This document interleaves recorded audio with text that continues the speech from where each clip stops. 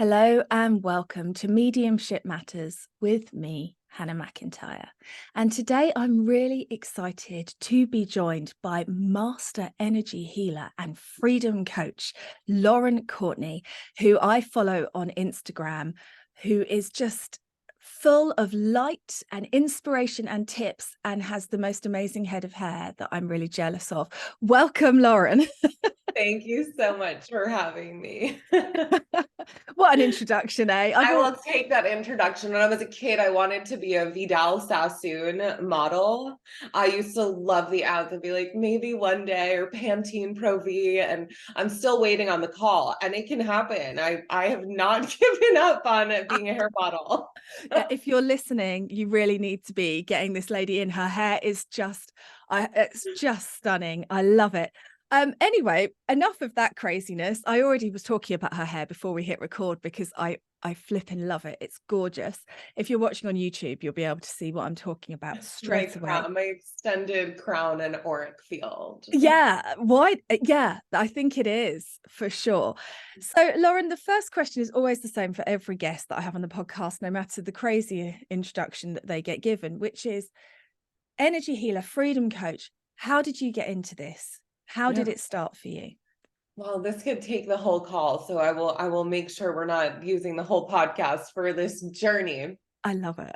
And I will give you a nice condensed background. So I simply did not grow up as a medium or a healer.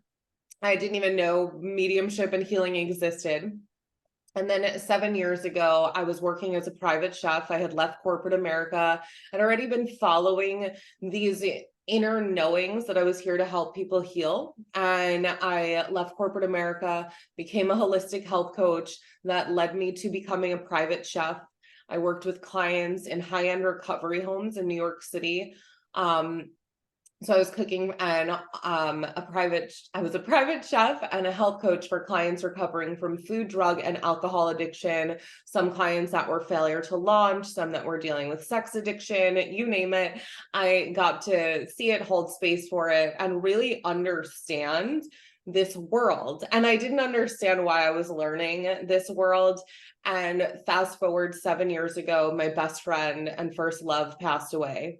And the day he crossed over, he began communicating with me. And there was no question, like it wasn't even a question if he was communicating with me. It was about 7 hours or so after I got the news that he passed. I was with girlfriends. It was July 4th weekend.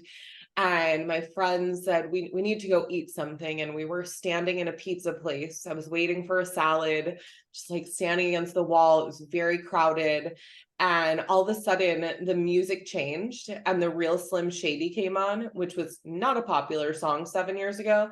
But my best friend and I, Eminem was like our thing. We went to all of his concerts. The song came on and my whole body had goosebumps like I had never felt before. And immediately I was like, oh my God, you are with me. Something is happening.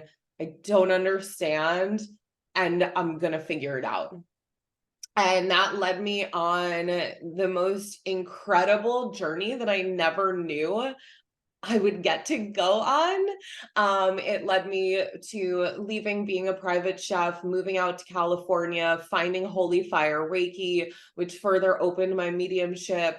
I started seeing into my past lifetimes as a healer, as a medicine woman, as a shaman, also past lives where I was none of those things, right? Like I wasn't always these magical things. Those were just the ones we'll touch on, right? Yeah. And I ended up working in California at the time as a spiritual advisor in the cannabis industry. I like created my own title, got these guys to hire me. And on that journey, I started working as a healer for them and also going back into my ancestry and healing my ancestors. Like I had my mom send me a picture of my family tree that I'd made in middle school. And every night I would sit with different ancestors who had crossed over that wanted healing to heal my lineage and heal myself and heal the future of my lineage, because that's what we have the ability to do. So I started doing that. And one thing led to another. I was guided to move to Miami. I've now been here a little over 5 years. It was here that I was introduced to sound healing, or teaching sound healing. I'd already done a lot of sound healing myself. And I ended up training with a shaman as well, and many other things along the journey that I've done to embody who I am on a soul level, because this is who I am. This is who I've always been. I simply turned it off when I was really little because I didn't know, I didn't have the space held for me to understand that at a young age. I feel very deeply, I'm extremely clairsentient. And as a kid, we turn that off Yeah. sometimes, and I'm simply happy it's on now. I love it. So first question. Oh my God, there's so many I could ask just about your intro. But first question, do you feel that your soul chose to have an experience where it would be disconnected from the truth, that, disconnected from the clairsentience, disconnected from that guidance system, so that you would later learn to reconnect with it? Or do you feel like that's something that just happened? I think I chose to disconnect. In human design, if you're familiar with human design, and the listeners, I'm a 3-5, which is a martyr heretic. And simply what that means is I'm here to experience and then teach through my experiences. So in my life, just to peel it back a little bit, even leading up to that part of my life, I had 3 major jaw surgeries. I had reconstructive jaw surgery. For 10 years of my life, I was prescribed to painkillers, anti-inflammatories, muscle relaxers, painkillers. I was put on medicine for ADD for 12-ish years of my life until I decided to take it off. So I was down a very dark rabbit hole of being prescribed pharmaceuticals. I self-medicated with cannabis to deal with that. I would drink alcohol in the way that kids of my generation drink alcohol, where it's like we binge drink and Yeah. that's normal. And through getting sober for almost 5 years and now reintroducing alcohol to my life, I'm like, none of that was ever normal, and I could now have healthy relationships with different substances and medicines in my life. But I had to experience all of that to also experience the loss of the man I loved, who died of an overdose after being sober a long time. And then 2 years after he passed, my best friend from kindergarten passed from an overdose as well. So I've experienced like this broad spectrum of duality in my life, of playing with the fire, going the totally other way, to also be where I am now, which is in this centered space in life where I had to experience both sides. Like no one could have ever taught me that. I had to experience it, and I wouldn't have if I had known. Yeah. Like that would have been a nice option. Would have loved that option. For sure. Sign me up for that option next Yeah. time. This is really interesting, because I just love delving into, because we have these sort of airy fairy ideas, don't we, about the path and the journey. And I think for a lot of people, the idea is that it starts when you find spirit, but actually I think it's there, but beneath the surface. Like you say, it would have been nice to know you're going through this because it's going to get better, but that would take away the journey. Yeah. So I had no idea like it would get better. I didn't even know like that. I didn't even know that was a thing. I simply thought it was good. I was talking to my mom the other day about like my childhood and her life, and she said, I wish I could have given you and your sister certain things that I didn't have. And I literally was shocked. I was like, wait, you wanted to give us other things? Like, I feel like I grew up really great. I grew up in a middle-class family. I never wanted for anything on a deep level. Like yeah, I had the things I needed, and I'm so fortunate. And to hear that, I was like, wait, you wanted to give me other things. And I don't even know why I just said that. It it's connected to interesting something though. you said that Yeah. lost it. But it's just this, it's so interesting, the experience that we're all having, and like the experiences we're not talking about having. Yeah, Um, exactly. yeah. Yeah, I love it. So you have this amazing experience with your first love, moving into spirit, communicating so clearly, so tangibly to you, which shows that you're open enough to be able to have recognized that and seen it. And then you talked about sort of being guided. How does that look for you, being guided? Is it just, I've got a desire to move up sticks and move here? Is it something more tangible than that? Like, how do you know when you're following your gut? So when I left New York for LA, that was my first like really big leap. And at least in the spirit, like in the more conscious, Yeah. for a year, I had felt I was supposed to move to LA. I didn't know why. It made no sense to me. I didn't even realize I was afraid to do it. I simply was not going to do it. I have this meal delivery service I just started. I'm working as a private chef. I'd already left corporate America, which was such a big leap to do this, that it was like, I'm going to go to LA and do what? Like, I don't even know how I would move. Yeah. So that was my first big leap. And it was just after Jeff died. It was this moment of, what am I waiting for? I can always come back. So I took the leap. I still had my apartment in New York because I owned it at the time. And I was like, okay, I'm going to keep my apartment and I'll sign a lease in LA for a year. Yeah. And we'll see what happens. And it's gonna be fine, whatever it is. So like I had, this like little security of, I have this home here.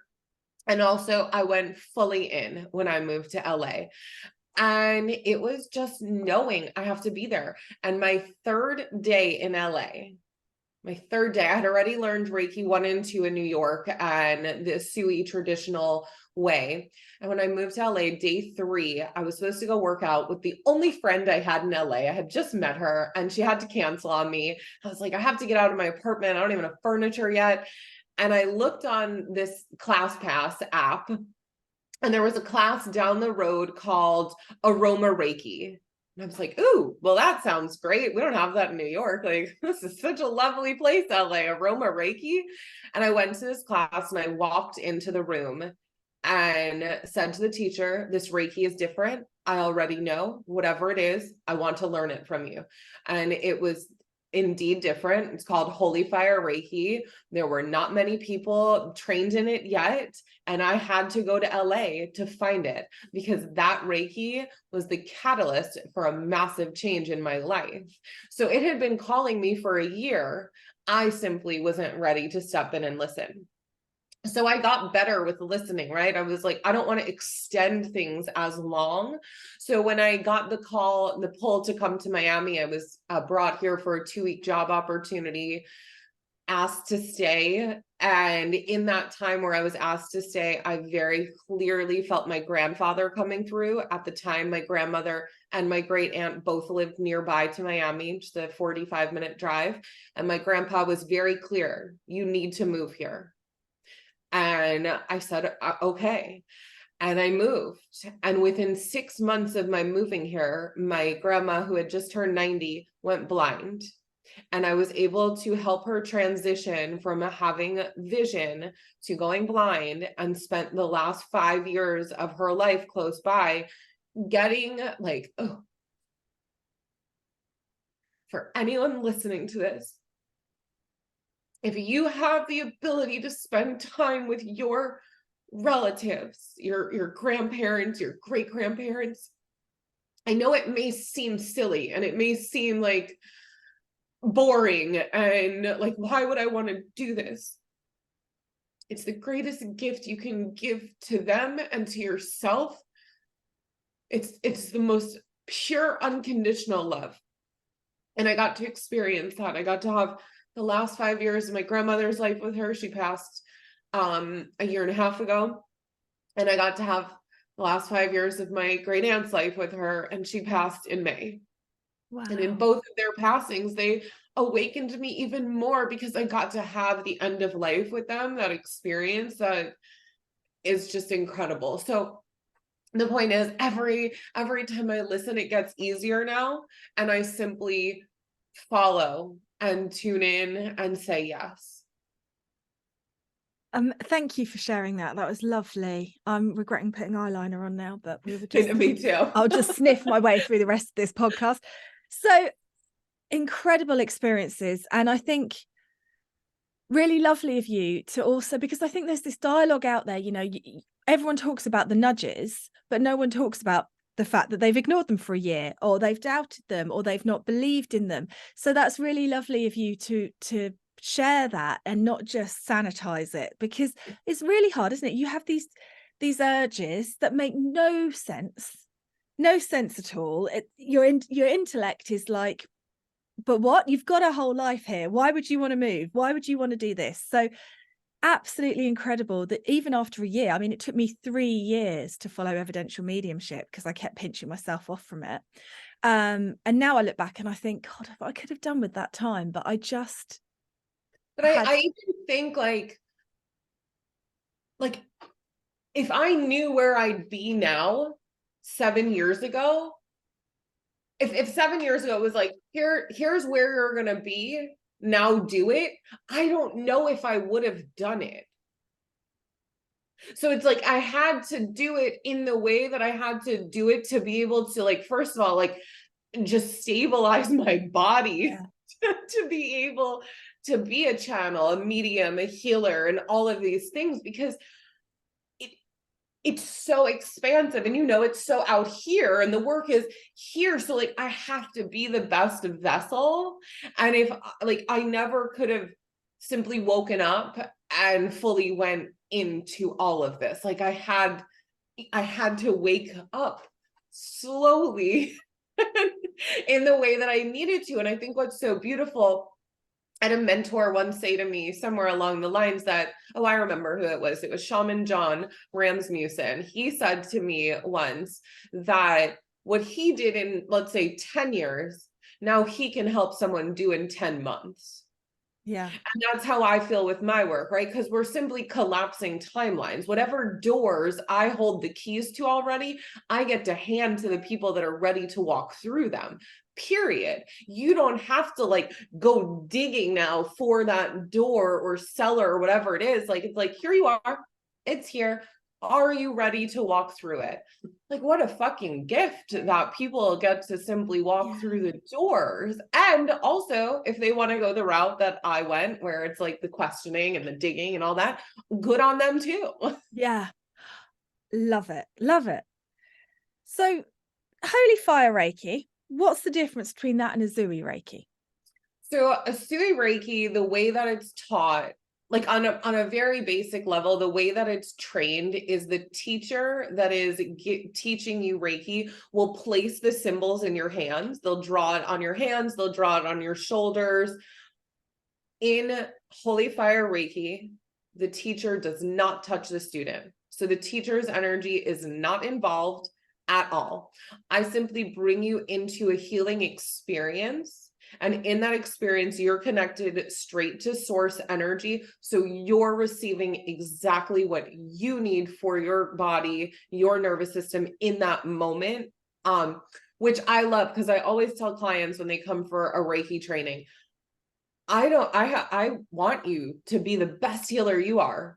I don't care if that means you're a quote unquote better healer than me. I want you to activate all of you. So if I simply get to show up and hold space for this training and you get to be your best self, that's the greatest gift that I can give and receive, because it's also helping me remember how to let my ego be at peace, because none of it's about me.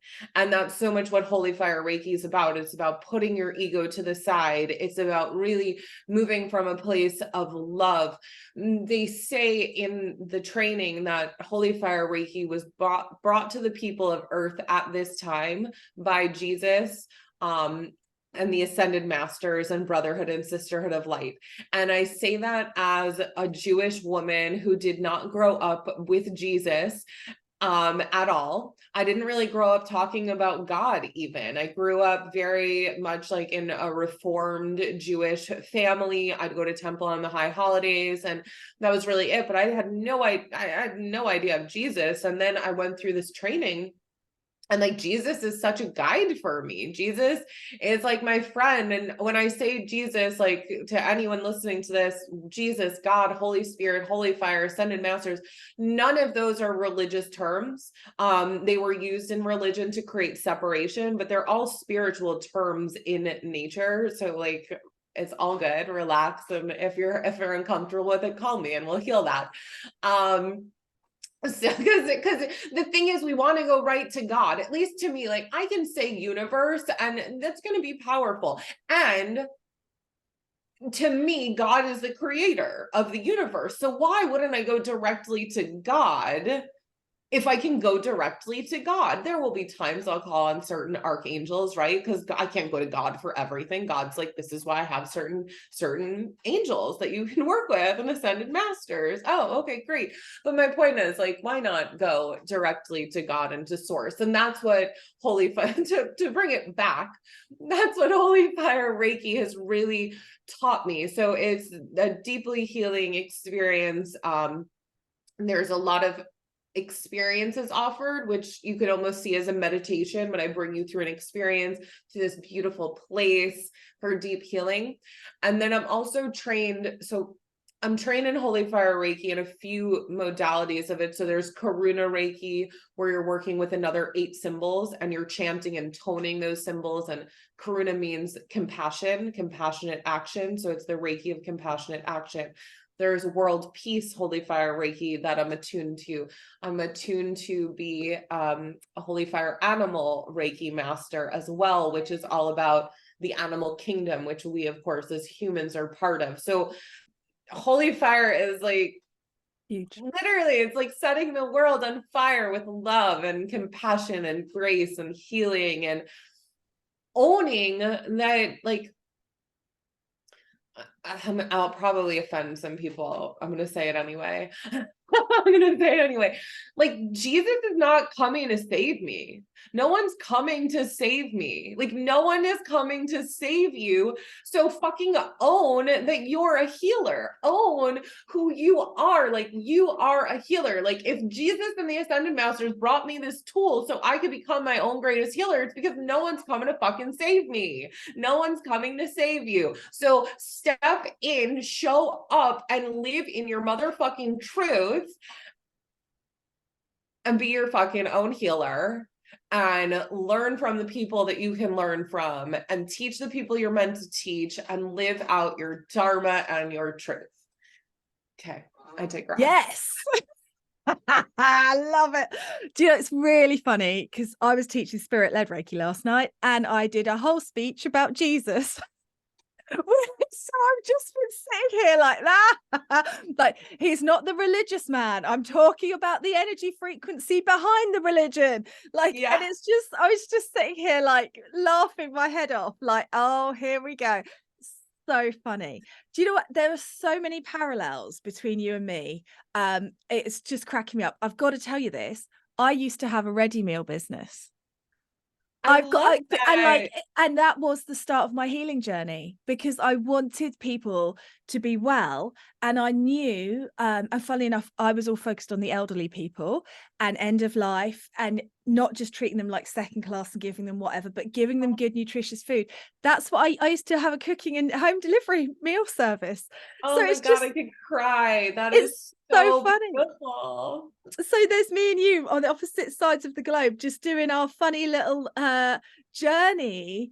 Totally same, disconnected when I was little, no idea, feel all the feels. It's just really making me laugh. I just had to tell you that, Lauren, because I love that so much. And that's what's so beautiful, right? Like, I think so many people, our paths, while different, are so similar. And because we're all simply, right, like Ram Dass said, we're all walking each other home. So it's like, how can I help lead you home? Like, I cook all the time, right? I cook for friends, I cook for my family, and I haven't cooked as a job in 7 years. Right. And I actually just said yes to my first cooking job because it feels so aligned. And I'll share with you, I've actually been writing a book behind the scenes for the last 2 years since my grandmother passed. She was very clear, you need to write your healing cookbook, because I believe in eating for your chakras and eating for alignment of your chakras and your energy centers and the mindset behind food, because I come from a little bit of a disordered eating background, which I think many of us do, and many of us turn to food to heal first, to heal our own disordered backgrounds and mindset around food. So I have this whole way and style of treating food and cooking and thinking about food. So I've been writing this book behind the scenes, and I got hired to be a chef on a retreat coming up that's all about loving your body and movement. So this is something, an area where it's like, I believe we have to walk through the doors in which we once came as we return home. And it was no coincidence, right, that either of us were these chefs, that either of us were healing people with food. And I feel called to share this. So maybe it's something you're going through. One of my biggest reasons I left corporate America, the two things I kept hearing were, you are here to help people heal, and I want to be able to make dinner for my family at the end of the day. And I didn't necessarily know what that looked like at like 20 something years old. And now at this place in my life, I know I want to have children and I want to have a husband, and I'm calling in all of those things and holding space for that right divine partnership, and knowing that I want to make dinner for my family at the end of the day, because that, right, is where it all began, at least for me. I'll tell you exactly why you want to say that to me. And we'll just forget about the fact that we're recording a podcast, and you and I will have a little loving. So in the last week, I have had one of my spiritual slaps, as I call them, which has been, I'm a Capricorn. I will talk to you more about human design later. I'm a Capricorn moon, so okay, so I have a tendency within me to do all the work and then collapse from exhaustion. And one of the things that Spirit have been talking to me about recently has been, what if you had your dream life, what would it look like? And my dream life would be not cooking every night, but cooking and providing. And you know, my children are 17 and 14, and being around for them and having that almost like good witch, everyone in the kitchen, food cooking made with love, and getting back to that rather than just rushing around and being spread too thin. So I'm actively trying to choose that at the moment. So that is hilarious. Go right. girl. It's such mirrored souls on opposite sides of the globe. It's so funny. It's so good. The universe is so good. I know. Amazing. Right. So God is so good. Now, I want to touch, before we leave food, I want to touch, because I said to you, I'm going to hit record because I always miss good bits. Then I complimented you on your hair, and we proceeded to have a really interesting conversation about food. Plus, I was looking on your Instagram, and you had a beautiful recipe that you'd put out recently with loads of color in it, and it looked lush. So I could tell there was something going on with you with food. But talk to us about healing for food. I know you've got a book that's going to be coming out soon, and we'll have you back on when you're ready to talk about it. But for all those publishers listening, like, just letting them know I don't have a publisher yet. So when you're ready for me, send me a message. Same. I've got a book written about mediumship. If anyone would like to publish that, anyone, come along. Maybe we just start our own publishing firm for Maybe. Our if anyone's listening wants to start a publishing firm, we've got books. Yeah, we're ready. Come on. So that's really funny. What would if someone's just listening and they really have no idea what they need to be consuming, what they need to be doing, can you give someone just a few tips to get them started? Yeah. Okay. I want to tune in for a second just to hear on the most basic level, my belief with food is eating for our chakras. So for those of you familiar or not familiar, our chakras, we've got many of them, but we'll talk about the 7 main energy centers that run from the root up to the crown. So each one is identified by a different color. So we want to tune into an energy center. So I'll just talk on this for a moment. I knew I was getting on this podcast, right? So how do I want to feel getting on this podcast? okay, I want to feel in my power. So I want to nurture my solar plexus. I'm going to drink some bone broth. So I have a chicken bone broth with turmeric and ginger, all of which are yellow and are going to really light up my solar plexus. I want to also be vocal and free in my ability to speak my truth. So I had some green tea as well to open and nurture my vocal cords this morning. I'm drinking water as well to connect with source, clarity, and be able to specifically move the energy through me. So that is like a super almost kind of like basic level. So now like tapping into the rest of the day, I know I've got a client call after this. I'm going to want to feed my heart because I've like poured out a lot on this. I want to nurture my heart. So I'll probably just like have some leafy greens when I get off this call with a little salad dressing. Perhaps I'll have an egg with that to simply, again, replenish my solar plexus. So that's how I start looking at food, is how can we eat the colors based on what we're needing. I love it. And it's almost like a form of witchcraft, working with the intention of it as well, isn't it? Totally. Yeah. I It's love it. total kitchen witchery. Yeah. I love it's so, because last week I interviewed a herbalist and an apothecary, and she was talking about talking to the plants and asking the plants, what are you going to do for me? What do I need? It's exactly the same. It's that running theme, just utilizing that power in different ways. I love it.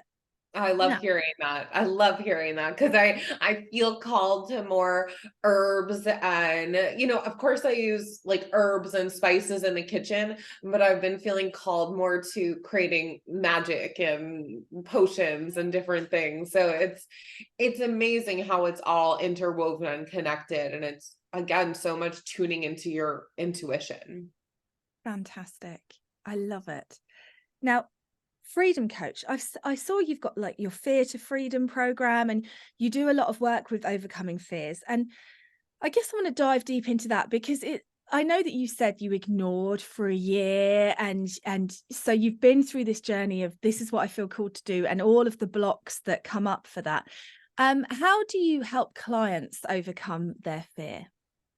I think the first thing to understanding is we need to have fear. Fear is healthy. We don't simply want to be, I am fearless, right? Because then are we even living? When I have a healthy amount of fear, I'm actually moving into a space of freedom because I know I'm doing something uncomfortable. And through this discomfort, I am accessing a new level of freedom. So I think first and foremost, it's shifting our mindset. And that's what I've learned a lot. I guess over these last 3 years, at some point, 3-ish years ago, I trained in NLP, timeline therapy, and hypnosis. And I don't know why I did it. I just, right? My intuition told me to. You do know why. Yeah. Right? My intuition told me to. And I absolutely love timeline therapy, use it in my work all the time. And while I don't specifically use NLP, what I do realize is it's not that I don't use it, I embody it. And I hear language, and I hear the way we talk, and I hear the way we can reshape sentences to become more powerful in our words and who we are. And I think that's so much about what Fear to Freedom is. It's becoming so strong in your words and in your conviction and in your truth, that's where the freedom lies. Are parts of it related to ancestral healing, timeline clearing, past life regressions, healing from traumas in your childhood, ex-boyfriends, lovers, friends, being bullied, whatever it is, right? Yes. And it all comes back, at least where I see it these days, to that mental space, because we can live trapped in an emotion forever. I'm going to say something else that will probably offend some people, because that's what I do. When I was sober, consciously sober, I at a certain point was guided to go to some AA meetings, and I went to a few AA meetings. I did some online meetings. I did them in different states, all over the place. And the one thing that always came up for me in these meetings. And like, I would go, I would share, I'd have my experience, I'd cry and really like let myself be vulnerable. And what I noticed is I could do that and then like transmute the energy and move forward, right? Find the freedom in that moment and like no longer let that old thing hold on to me because of the abilities to transmute and the tools that I've been afforded and found and guided to and trusted my intuition to get to. And what I saw in a lot of these meetings was people coming back and telling the same stories over and over, and you begin to reprogram your mind to that story. And it was actually right before I chose to consume cannabis again that someone said to me that I hadn't talked to in a while. I had told her I was going to meetings, and she said, "Are you an alcoholic? Are you an addict?" And I was like, well, I can't really say yes. Like, I'm still trying to figure out why I'm on this journey, and I know I need to be on this journey. And she said, well, are you saying when you go to these meetings, hi, I'm Lauren and I'm an alcoholic? And I said, yeah, or some version of is what I would say. Yeah. And she said, well, you're reprogramming that every time you say it. And all of a sudden I was like, oh my God, Yeah. duh. The thing I already know, I needed someone outside of me to remind me of, because I was creating a new pattern. I was creating this fear that this thing would happen. So of course it was going to happen. Of course I'm going to be this thing. I created a fear that my dog was going to get off his leash and get out into the street, because it happened with my family dog once. Guess what? I was in Manhattan last week. My dog's leash unclipped. He got in the street. I screamed. He stopped. We were both fine.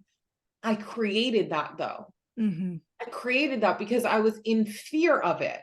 I was living in the fear of something happening instead of creating the space of, if this happened, what would this be here to teach me? And how can I move through this experience and find the freedom? So two very different versions. I love it. I love it. And that's a really interesting thing to think about, because I believe that your words have power. It's one of the things I often talk to students about when they're going to do mediumship. You know, don't say, I don't feel very good today, I'm not sure it's going to work, as you're going to start doing it, because all you're doing is telling your energy to cut you off. So absolutely, that makes sense. So when you're doing your Fear to Freedom coaching with people and working with one-on-one clients on this kind of thing, are you being like that friend was to you, that external voice that says, hang on a minute, what did you just say? What are you doing? Yeah. Is that what the word? I love it. Triggers. And thank God I do this for clients, because I was just in New York for a few weeks with my family, and my mother does not want to hear her language need to be shifted anymore. Yeah. It used to be like, Mom, you need Reiki, you have to understand Reiki. And now I'm like, Mom, you have to understand the power of your words. Well, it's true. And don't forget, she chose to call you in. So she chose for you to drive. That's why I say to my mum, you chose that I was going to be really annoying. This is also down to you. I'm your manifestation. I tell her all the time, like, you always used to say I'm your twin. So now I'm just showing you the parts of you that you hid. Amazing. So from a healing perspective, and I guess from a fear blocking, of like manifestation creation perspective, do you believe that everything is available, or do you believe that there are certain aspects that we cannot call in because it's not our path, our journey in this lifetime? I believe there are certain things we can't call in because it's not our path and journey in this lifetime. I really do believe that. I really do. And I know some people that believe everyone can access mediumship. And I believe that. And I believe that's different. Like, everyone's mediumship and gifts are going to look different. Yes. You know, like, one of my best friends is a medium. She's incredible. She's a very visual medium. She kind of like, it's like film strips is how she sees things. For me, my mediumship is very clairsentient and clairaudient, and I'm not very evidential. I don't want to be. Anytime that I try to be, I actually cut off what wants to come through because it's not meant for me. And I had to be in acceptance of that because I actually thought I was bad, I was wrong, and all these other things that I think come along with needing to do, like certain people needing to do it certain ways. Like she studied at Arthur Finley and that was her path, right? And Yeah. you do evidential. So, I think it's being in acceptance. And actually, it was being in London earlier this summer. I was there for a few days by myself. And I kept being guided to rewatch Harry Potter, and I didn't know why. Like I read them when I was a kid, hadn't really like tuned in with Harry Potter much since, and I was guided to watch some of the movies again. I only made it through the first two, but that was plenty because what I needed to remember is that people are muggles. Yeah. There are muggles, and that's okay. There's absolutely nothing wrong with it. We simply need to have that. We need every spectrum in order for like light workers to do the work that we're here to do, and in order for the world to move. Like on the most simple thing, I am not going to be a farmer. I don't know how to farm. I'm so lucky that my plants in my home stay alive and do well. And I'm not going to be a farmer. And we need farmers in this world who are going to provide us all food. And that's a job that's really important. And within that, right, that's a gift in itself. Like the ability to be a farmer, that's a form of channeling. That's a form of healing and providing nurturing to the land, to the soil, and to the world, right? So that is a job as a healer that someone wouldn't necessarily say like, oh, he's a healer. They'd simply be like, oh, they're a farmer. Yeah. Well, yes. And so, right, but that may be considered almost like a muggle thing, but it's like there's magic in being a muggle. Agreed. I love it. I love it. Okay, talk to me quickly, and I know we're really at time, but about human design, because this keeps popping up at the moment. What is human design? Why is it important? So human design, similar to astrology, right? It's another way of knowing yourself. There's gene keys, there's human design, there's your zodiac, there's cards of life, there's so many things. What I love about human design is so it's related to the zodiac, Kabbalah, and I believe it's I Ching. So it's these three things melded together that, to me, when I started to learn it, I was like, oh yeah, that's me. Yeah, that's correct. I am a martyr heretic. So there are different energy types. There are reflectors, projectors, generators, manifestors, and manifesting generators. There are different amounts of each one's in this world. I'm a generator. I'm here to quite literally make things happen. I'm here to move energy. A projector is someone who is here to more project what they see, and then a generator is going to make it happen. A manifestor's more here to manifest, and then a generator is going to create that. A reflector is someone who's going to reflect back the things you may or may not want to see within yourself. Mm-hmm. So we all have our own unique human design, right? Just like our thumbprints, we have our own design. And I could simply think it's something cool to learn and understand. And actually, I have a course that starts tonight called Center Yourself, that I've partnered with a human design expert, because I should say I am not a human design expert. I've studied my own chart. I look into my clients' charts to understand certain things when I need to. Like there's a piece of human design that talks about your digestion. This is actually one of my favorite pieces. In human design, we have a different digestion type, each of us. Some will be the same. Mine personally is I'm an indirect eater. And what that means is I digest best when there is no sunlight. So really, I am meant to be fasting the majority of the day and eating a big dinner. Like midnight snacks are my friends. And society would tell me different, right? So for my whole life, I've tried to eat a certain way. And it never sat correctly with me. I remember being in high school trying to eat cereal before school and vomiting one day and telling my mom, I'm never eating breakfast again. Stop making me eat breakfast. I get really sick. Like I'd have anxiety and I didn't understand where it was coming from. Well, I wasn't supposed to be eating then.